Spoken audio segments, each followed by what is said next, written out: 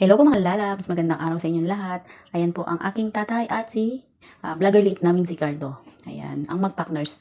Habang pinapanood nyo po, gusto ko lang pong i-flex dito yung mga account ng aking mga pamangkin. Ayan, Kapinpin Brothers, lahat po sila. Pati po yung ate ko, si Elma, si Angge, si Kojak, ayan, si Galo. Yan po yung totoong account nila. Pati po yung page. So, wala pong page yung ate ko, si Kalo, si Kojak, si Angge. Wala po. So, yung pong ibang mga nakikita nyo na Kapinpin Brothers at mga tulad ng Kapinpin Family, mga fan page lang po yun.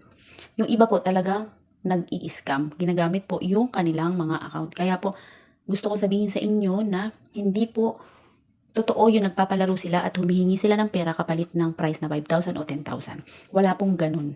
Marami pong na-scam, marami pong gumamit ng account nila. Kaya po, marami nagtatanong sa akin kung alin ang totoo na account nila. Kaya po, ayan, nilagay ko po dyan habang nanonood kayo kala tatay at kay Cardo para po malaman nyo kung alin po yung totoong account nila.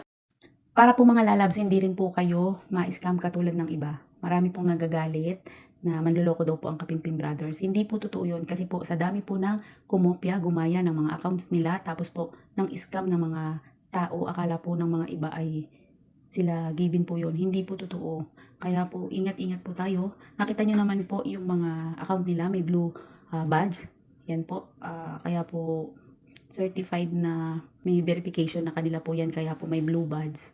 Ayan po, ingat-ingat po tayo sa mga scammer, mga lalabs. Alam na alam nyo naman po, kapag po about sa pera na, wala pong ganun na binablog ang mga Kapinpin. Alam na alam nyo naman po yung mga vlog nila at lalo na po kung sila ay mamimigay o magbibigay ng pera o magbibigay ng kung ano. Nakita nyo naman po, may dahilan. Di ba po? Tapos binablog nila.